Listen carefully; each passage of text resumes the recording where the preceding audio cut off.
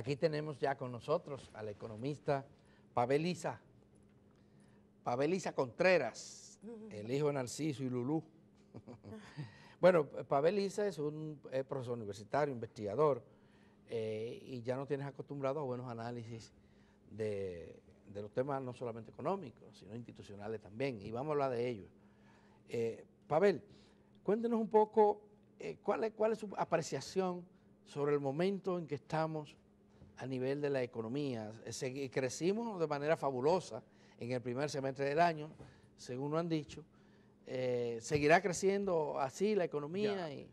Sí, yo pienso que yo creo que para todo el mundo ha sido sorpresivo, incluso para las autoridades que tienen siempre un discurso muy optimista, más optimista que otros, como yo sería un poquito más cauto, no digo pesimista, yo no tengo una visión pesimista, pero sí más cauta, y sin embargo lo que sucedió en el primer semestre desbordó las expectativas de los más optimistas, incluyendo el gobierno, con un crecimiento bastante elevado.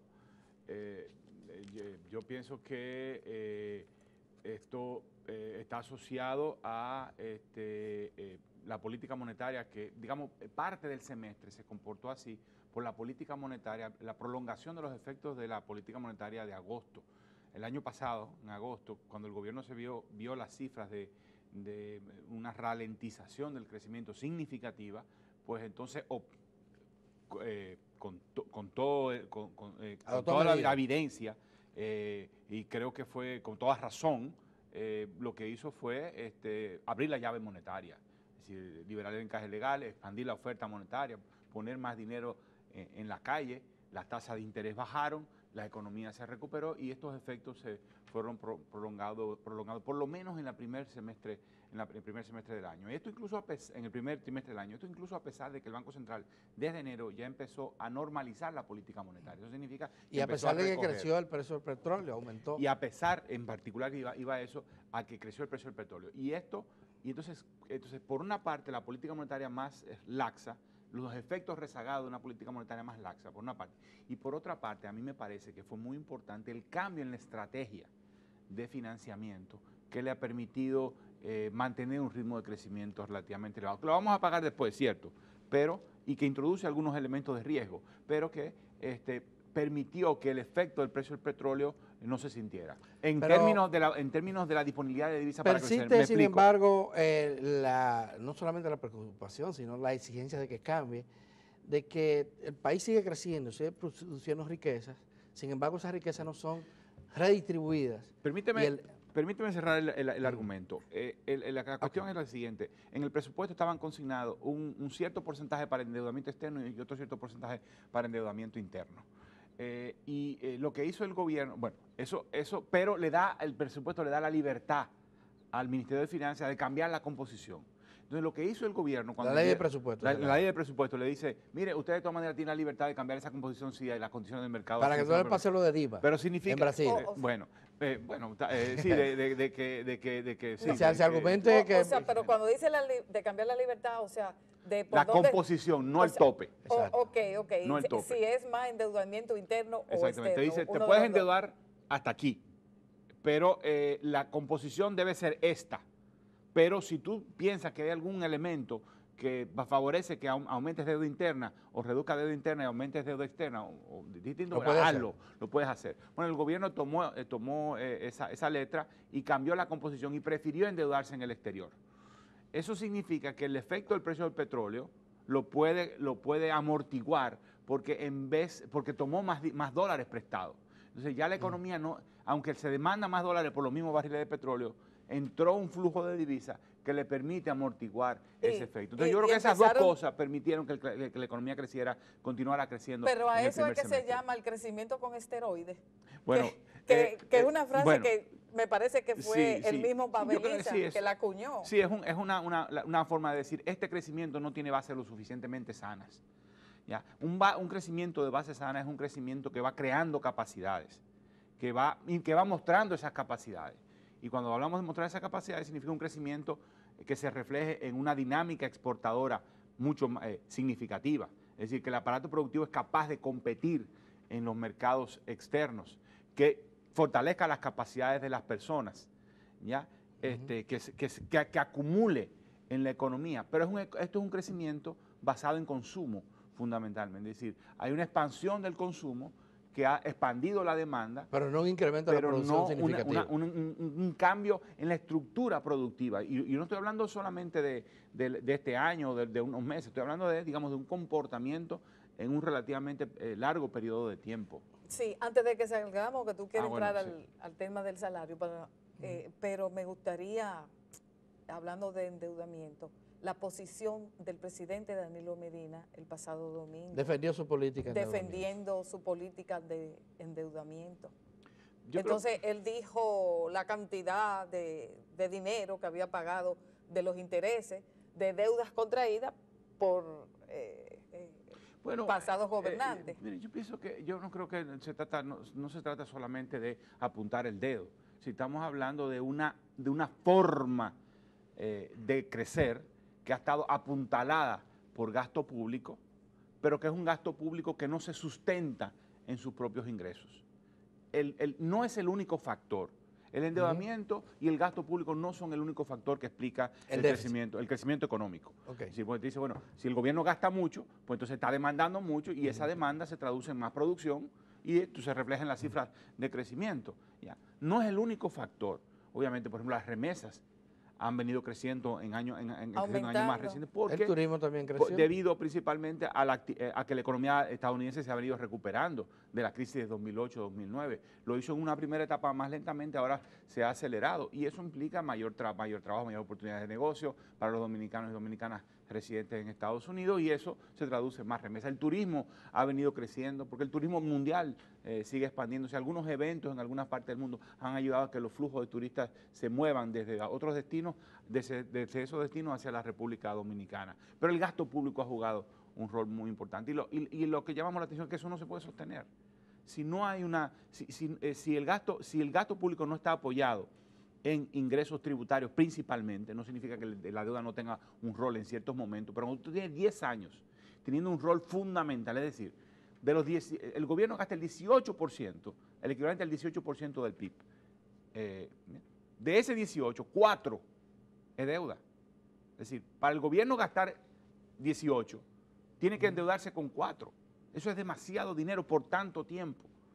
Y eso lo vamos a terminar pagando con una recogida en algún momento va a haber un ajuste fiscal y entonces lo que crecimos hoy lo dejaremos de crecer mañana. No literalmente lo quiero decir, pero te quiero decir que vamos a pagar unos costos muy importantes. Y el gobierno ha estado posponiendo eso. Claro, lo ha estado posponiendo por razones políticas, es decir, su capital político para negociarse, sentarse a negociar, liderar un proceso de transformación fiscal se agotó, se ha venido diluyendo en el marco de los casos de corrupción que se han planteado, en el marco de Odebrecht y de una percepción generalizada de la ciudadanía de que hay dispendio y de que el gasto público está muy marcado por clientelismo. El tema de la distribución. Veímos en esta misma semana, se hace la publicación de que el poder adquisitivo del salario, lejos de aumentar, ha disminuido, aunque ligeramente. ¿Cómo se explica eso en una economía que sigue creciendo y creciendo? Porque los sectores que crecen no son los sectores que generan empleo. Y cuando generan empleo, el tipo de empleo que genera tiende a ser un empleo bastante precario. Esas dos combinaciones, si los sectores que generan empleos de más calidad no crecen tan velozmente como crecen los sectores que no generan empleo, que son intensivos en capital, digamos. Hay dos factores de producción, para poner en palabras sencillas. Trabajo y capital, es decir, trabajadores y maquinaria, equipo o edificaciones y demás. Las edificaciones, los maquinarios y equipos los capitalistas son dueños, los empresarios son dueños de eso. Sí. Y los trabajadores ponen, digamos, la fuerza de trabajo. Pero si del valor total de la producción, lo que explica principalmente la producción es el capital, los mayores beneficios se los lleva el capital. Entonces, por eso cuando crece la economía, los principales beneficios los captura. Bueno, pero no tanto es así la renta. Porque hay investigación, el propio Banco Central ha dicho que la productividad ha estado aumentando sustancialmente en la República Dominicana. ¿Qué es la productividad? Lo que es el producto total entre el número de trabajadores. Sí, entre el número de trabajadores. Ya, pero ¿quién se apropia de eso? Pero bueno, esa es la otra cosa. ¿Cómo se distribuye esa propiedad? Por supuesto, por eso. Al trabajador le está tocando muy poco, muy poco. Precisamente, porque la producción crece en los sectores donde hay más peso o una parte importante, vamos a moderar esto, una parte importante del crecimiento se debe a la expansión de la producción de sectores que no tienen mucho empleo. Y entonces, cuando crece la producción, lo que crece son los retornos al factor que explica eso, que es fundamentalmente la propiedad del capital. Mientras que el número de trabajadores que se incorporan a la producción y que permitiría, digamos, reducir el desempleo y que permitiría eventualmente elevar los salarios, porque los salarios dependen mucho del nivel de desempleo. Si el desempleo es alto, tú no vas a tener aumento de salario, porque tú tienes una fila de gente esperando por empleo y entonces te presiona. Pero una política estatal responsable adoptaría medidas para que se distribuya mejor, porque si tú no distribuyes el salario, ¿cómo tú enfrentas la pobreza y la precariedad en que vive la inmensa mayoría de la gente? En el fondo, a este país, desde las épocas de la sustitución de importaciones, no tenemos una política de desarrollo productivo robusta. Ese es el punto. Es decir, abandonamos la política de apoyo a los sectores productivos. En un momento pensamos y se giró toda la política hacia que los mercados dictaran a dónde iban los recursos. Al final eso no terminó resolviendo algunos problemas de desbalances que había en la economía, pero no terminó haciendo que existiera un desarrollo, que se expandieran los sectores productivos que generaban empleo. Entonces, nos llevamos una Pero eso explica una parte del problema, no explica el problema completo. Porque, por ejemplo, tú tienes el turismo ha crecido, no se ha estancado, no está... Pero tampoco es un sector que la zona franca. Pero tampoco es un sector que genera tanto empleo. La zona franca sí. Pero cuando tú vienes a ver... Y tienen salarios inferiores. Sí. Pero además, el volumen total de empleo hoy de zona franca todavía es inferior al que fue en el 2002, por ejemplo. Pero no importa. Pero ahí están congelados los salarios. Y el sector ha crecido. En general, tú no tienes que el crecimiento del empleo haya ido de la mano con el crecimiento económico. Sí, Pavel Lisa. Hay una brecha. Entonces tendríamos que esperar que la sociedad dominicana tenga pleno empleo para hablar de mejores salarios. No, tendríamos que lograr que el desempleo se reduzca para que tú vayas viendo resultados en los salarios. Eso es un componente. Obviamente otros componentes son cambiar el tipo de fuerza de trabajo que tú tienes, de una fuerza de trabajo menos calificada a una fuerza de trabajo más calificada y con mayor nivel de productividad. Sí, perdón, Pavel. Pero el hecho, por ejemplo, que en la actualidad tenemos, creo que son 21, 23 tipos de salario, clases de salario, dependiendo si es agrícola, si es en el sector zona franca, si es en turismo, si es construcción. Eso no lesiona también a los trabajadores. Yo no pienso, 23 tipos de salario. Pero yo pienso que eso probablemente no... Eso no impacta. Eso puede tener un rol, pero quizás un rol menor. Al final todos los salarios se aglomeran alrededor cerca del salario mínimo. Si tú lo cuentas por hora trabajada y demás, la dispersión salarial es relativamente baja.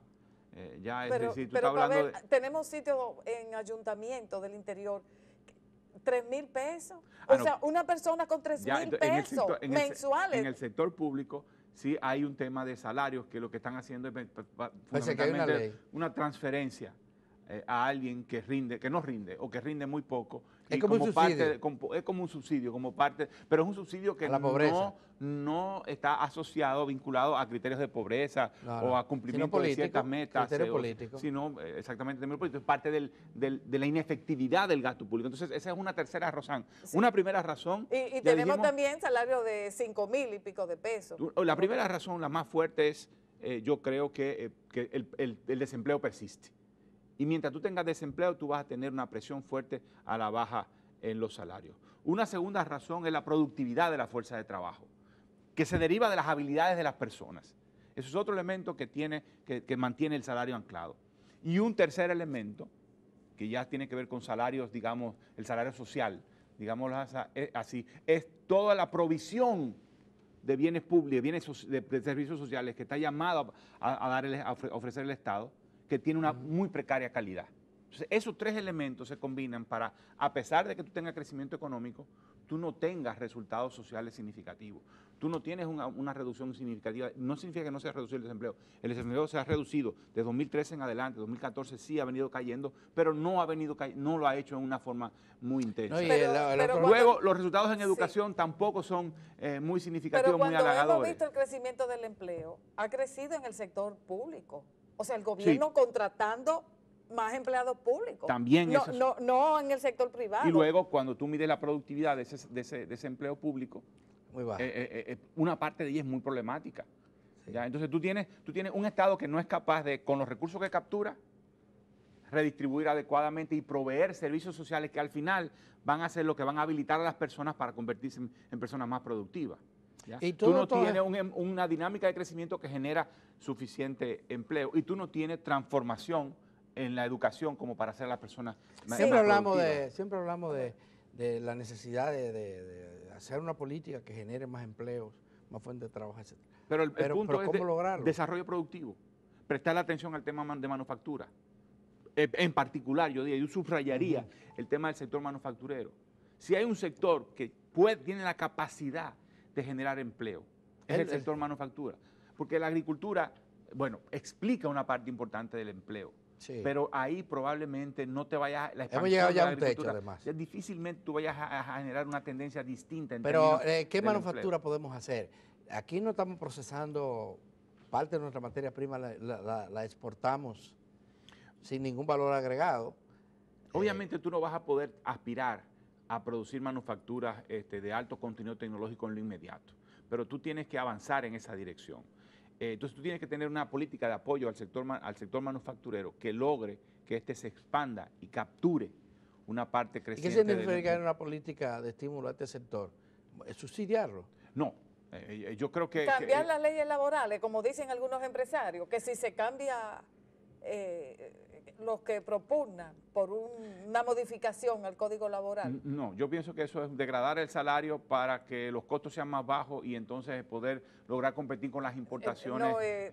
Eliminar la cesantía. Yo creo que de escalar hacia abajo no es la vía. No significa que no puedan haber modificaciones en el Código de Trabajo y una negociación alrededor de la cesantía, si se quiere, que haga que, a cambio, por ejemplo, de mayor salario. O sea, el punto es, la retribución al trabajador no puede disminuir. Tú puedes cambiar la composición de la retribución al trabajo entre cesantía y salario.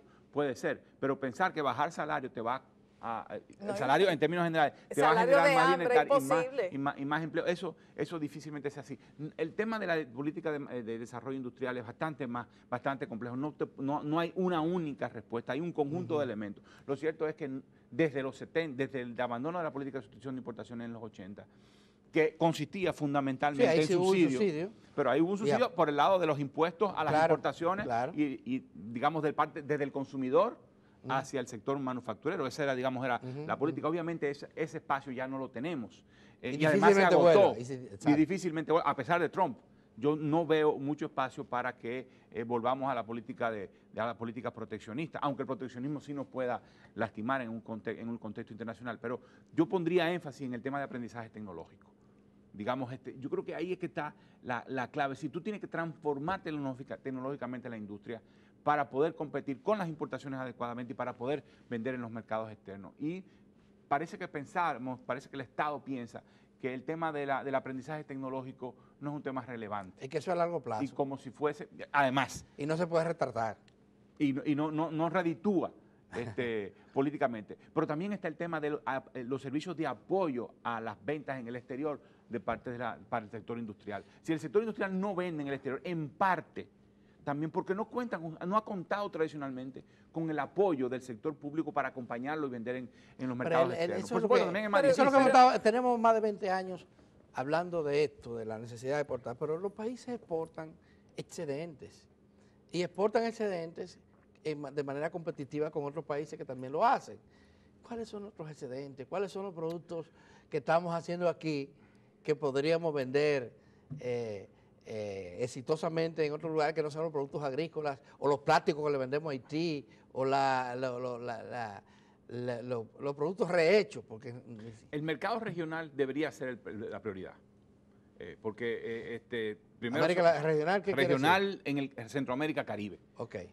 Es el espacio natural. Estamos en desventaja con Centroamérica nosotros. Pero pudiéramos equilibrar la balanza.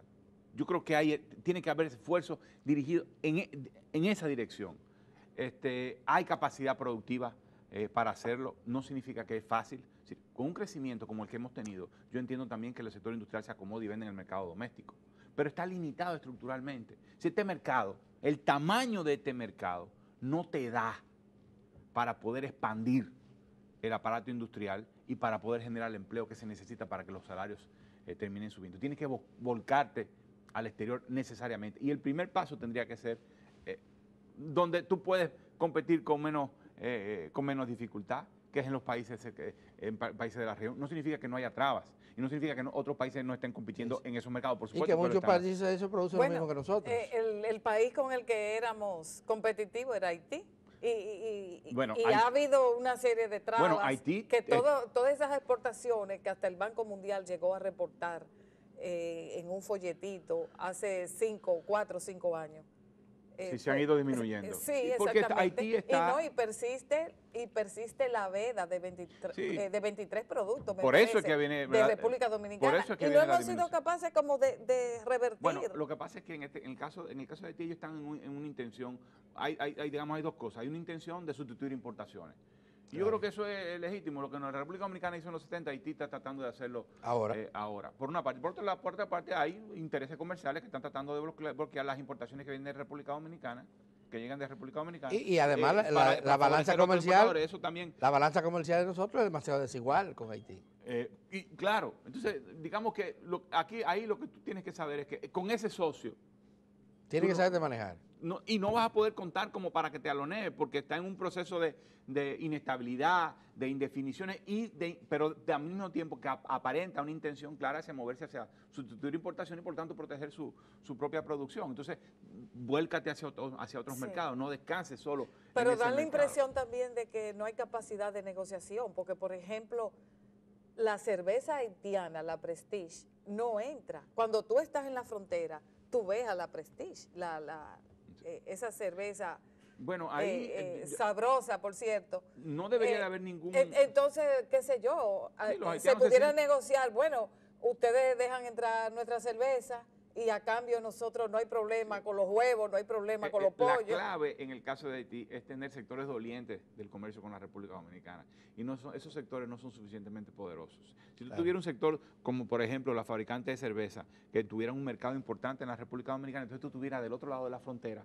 alguien defendiendo un comercio normal y predecible con la República Dominicana, pero no lo tienes. Pavel, el tema energético, la energía dominicana es muy cara. Y los industriales, los empresarios en sentido general y la población se quejan de los altos precios de la energía. Ahora estamos a la puerta de un incremento significativo de la oferta energética. ¿Qué es lo que hay que hacer para que baje la energía? Que en el pacto eléctrico se discutió. Muchas gracias. Pero ya sabemos cuál es la situación del pacto eléctrico, aunque el gobierno dice que lo está aplicando. Lo que se acordó ahí se está aplicando. Pero la energía no ha bajado, ni hay asomo de que baje. El principal problema que tiene el sector eléctrico es que su caja no funciona. Y en eso yo me acerco más a la posición del sector eléctrico, así de las empresas de generación de eléctrica que han tenido ese discurso. Y yo concuerdo con él, con ese sector en este punto en especial. El problema es que de cada 100 pesos que las distribuidoras compran de energía, cobran 70. 73, 72. Sí, o sea, y aunque ha venido aumentando y las pérdidas de las distribuidoras han venido bajando, lo están haciendo a un ritmo absolutamente insuficiente. Esa es la percepción que... Apenas bajó 5 puntos antes de que comenzara la reforma del sector eléctrico. Entonces, así... Pero se decía que era el Estado y se puso en manos del sector privado. Bueno, y el sector privado no dio pudo pie y con se bola. rindió. Aunque hay que decir que hay 2 elementos ahí.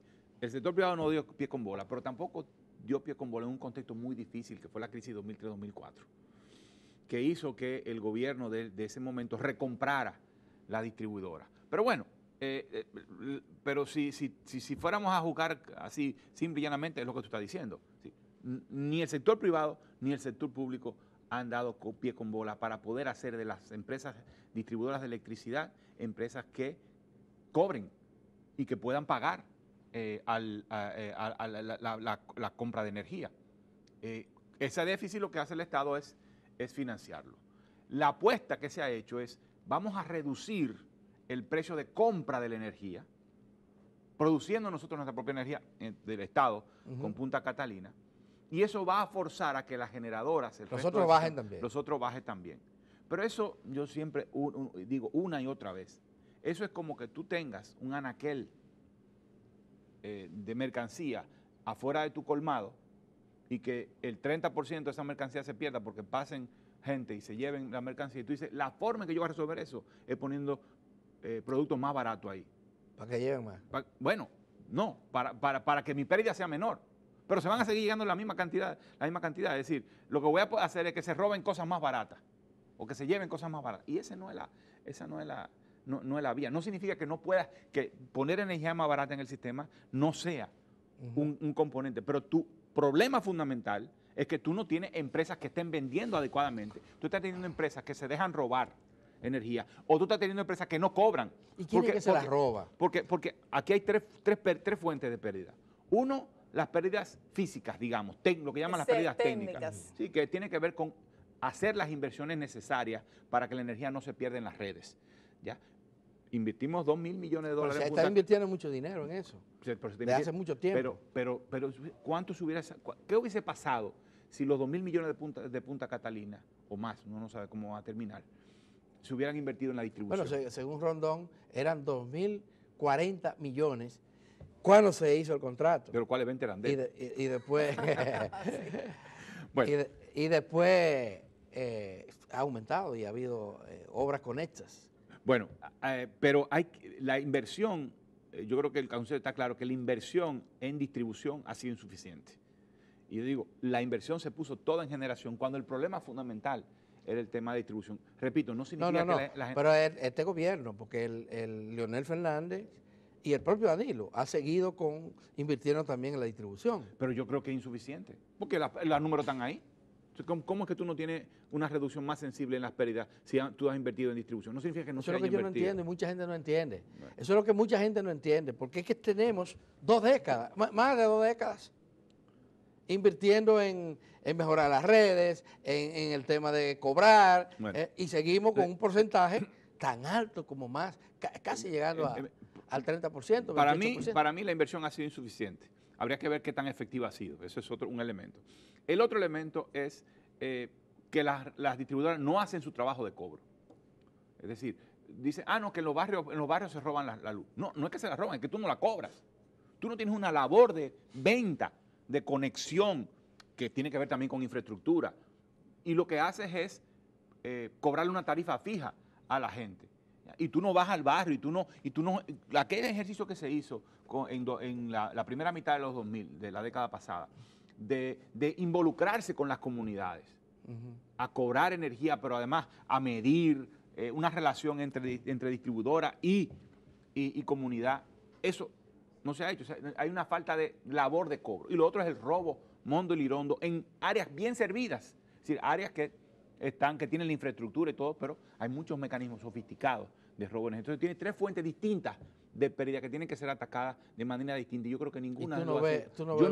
Entonces, mientras eso no se solucione, Punta Catalina podrá producir a menor energía, eso podrá tener un impacto, pero las pérdidas van a seguir ahí y el sistema va a seguir cojeando. Bueno, señores, siempre... bueno, ahora con el precio del petróleo elevado, es decir, tú dices, tú bajas la generación, bajas el costo de generación porque pones plantas a carbón, pero te está subiendo el petróleo, o sea que hay un efecto de compensación. Es cierto que si tú tuvieras aumento del precio del petróleo sin una planta de carbón del tamaño de Punta Catalina, la situación fuera peor, pero no esperemos que el subsidio cambie significativamente, porque aunque baje el costo por Punta Catalina, va a subir por el petróleo. Sí, pues muchísimas gracias. Iba a decir que, como siempre, es muy edificante conversar con Pavel Isa Contreras. Así que muchísimas gracias por acompañarnos y disfrute del cafecito Santo Domingo. Gracias.